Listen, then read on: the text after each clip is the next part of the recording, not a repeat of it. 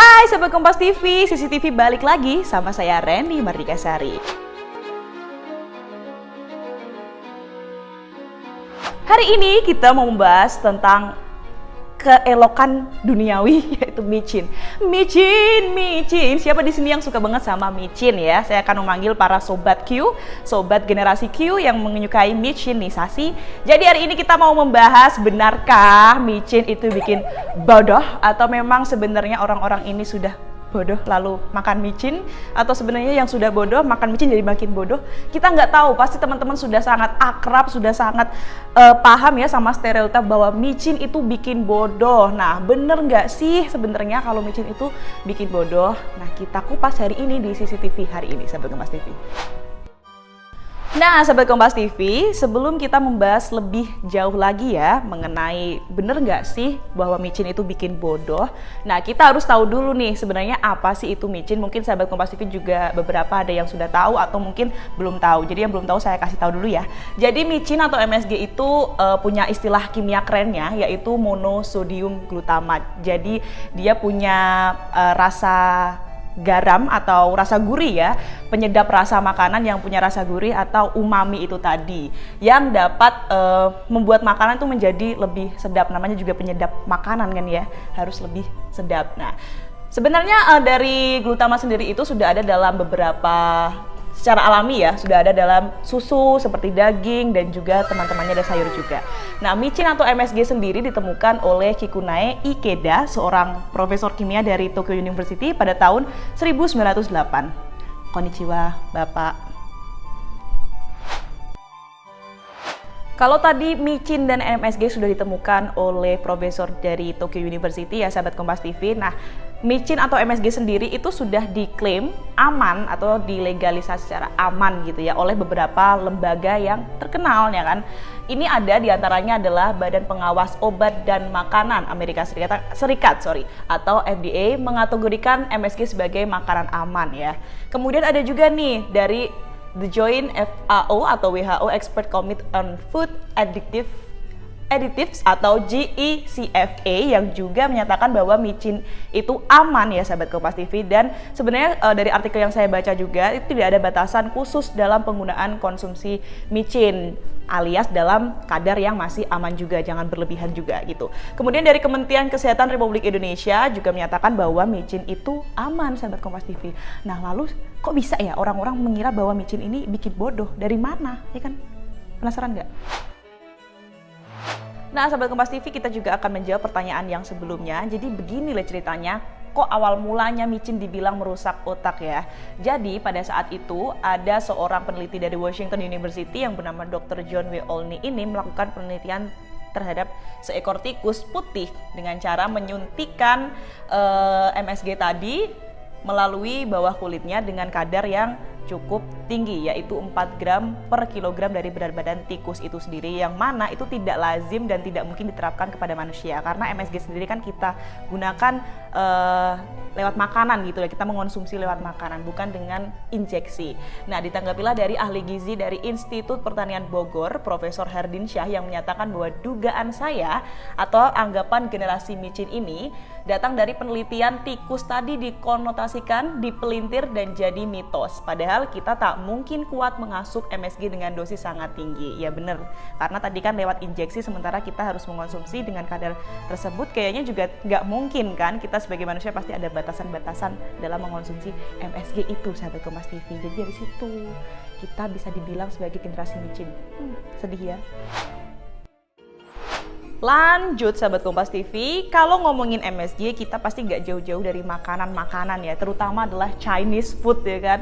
Siapa di sini yang langsung lidahnya ngiler kayak berair begitu melihat kata ini baru kata dan ilustrasi ini. Wah, luar biasa, sangat menggugah selera bukan? Ada kue tiaw goreng, kue tiaw siram, bakmi, seafood, capcay goreng. Mantap ya kan? Nah, jadi kalau ngomongin Chinese food ini, apa hubungannya sama MSG ya kan? Jadi pada tahun 1960-an pada saat itu ya, Badan Keamanan Pangan Amerika Serikat atau FDA tadi menerima banyak laporan efek samping MSG yang dialami banyak pengunjung restoran masakan Cina yang kita kenal dengan nama Chinese Restaurant Syndrome. Jadi Chinese Restaurant Syndrome itu merupakan istilah orang-orang yang memiliki gejala ya atau efek samping setelah mengonsumsi makanan Chinese food pada saat itu. Nah, gejala dari Chinese Restaurant Syndrome ini diantaranya adalah nyeri kepala, kulit kemerahan, dan juga berkeringat. Nah, namun pada saat sampai sekarang ini ya, maksud saya sahabat Kompas TV, itu masih belum ada penelitian yang membuktikan bahwa makan Chinese food itu bisa menyebabkan gejala-gejala yang seperti ini. Kayak gitu sahabat Kompas TV. Nah, sampai sekarang pun juga saya makan Chinese food baik-baik aja. Malah kadang kalau ada promo lebih nih ya, saya bisa pesen kue tiao 2 gitu, biar rich gitu promonya. Gitu sahabat Kompas TV. Jadi aman-aman aja, tergantung porsi kamu. Jangan berlebihan, yang berlebihan nggak baik. Oke?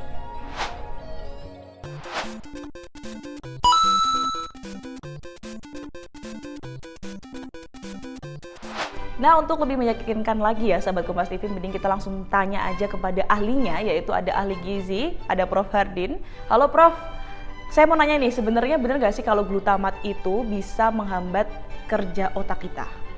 Glutamat ini menimbulkan rasa yummy, rasa umami ya. Itu adalah sejenis protein. Di mana-mana kalau kita makan kacang-kacangan, makan daging, ikan telur, rumput laut, semua itu ada asam amino, salah satunya glutamat. Jadi 1/5 dari setiap bahan lauk pauk protein glutamat di dalamnya. Jadi monosim glutamat atau bahasa kita seringkali dikatakan micin karena terjemahan dari suatu nama produk kali dulu ya yang beredar, sehingga di masyarakat sebutnya micin. Jadi tidak ada bukti-bukti ilmiah ya bahwa micin itu mengganggu otak. Hubungannya dengan kerja otak ada. Karena secara, kalaupun kita nggak makan micin, di otak kita ada glutamat. Nah, setiap kita makan protein, kita dapat glutamat.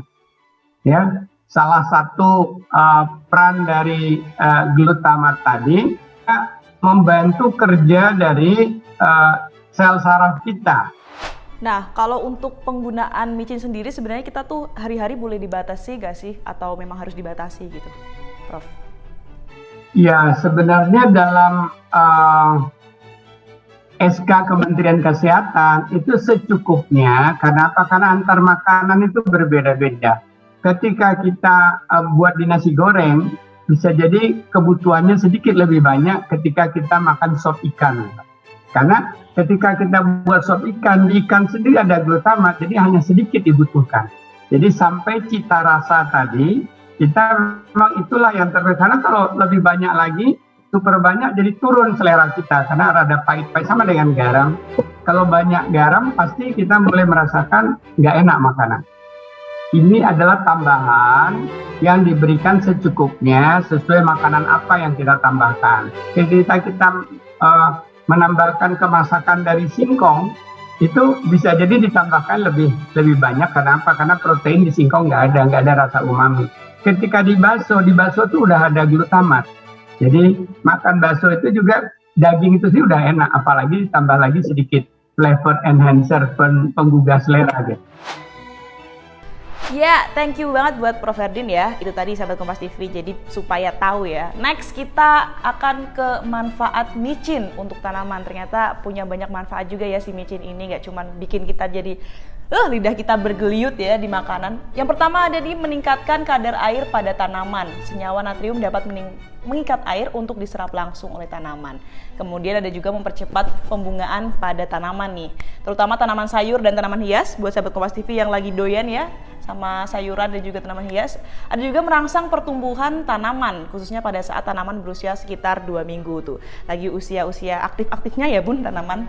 Next ada juga membuat tanaman lebih tahan lama. Karena natrium dapat menggantikan peran kalium untuk memberikan kekuatan dan daya tahan tumbuhan terhadap penyakit.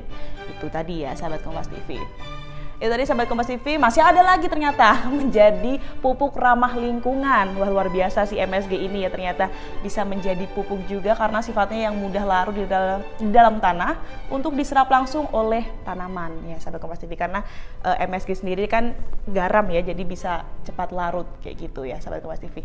Nah, itu tadi manfaat dari MSG sendiri untuk tanaman. Mungkin sahabat Kompas TV yang lagi suka bercocok tanam ya, kaum urban life ya, di balkon biasanya meskipun kecil kecil, banyak tanaman ya kan kayak gitu, itu bisa dimanfaatkan juga ternyata si MSG ini. Dengan caranya gimana tuh? Bisa juga ya kayaknya disemprot atau mungkin disiramkan jadi berupa larutan MSG itu tadi sahabat Kompas TV. Nah, kita sudah di akhir segmen dari CCTV ini. Kita sudah ngomongin dari apa itu MSG dan juga sejarahnya dan juga tadi ada polemiknya seperti apa. Ya silahkan sahabat Kompas TV menilai sendiri ya terkait dengan MSG itu sebenarnya beneran bikin bodoh nggak sih? Terus beneran bisa bikin kita lemot nggak sih kalau mikir? Nah, silahkan disimpulkan sendiri ya sahabat Kompas TV.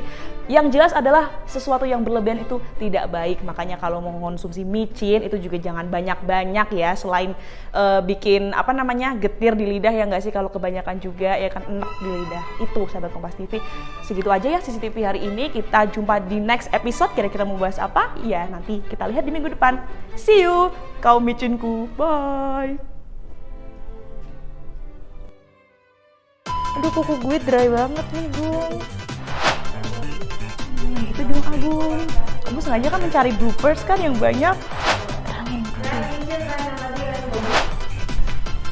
See you, sobat micinku. Terima kasih udah nonton CCTV ya. Semoga kamu terhibur. Jangan dihujat akunya. Ya, udah like aja, jangan di dislike.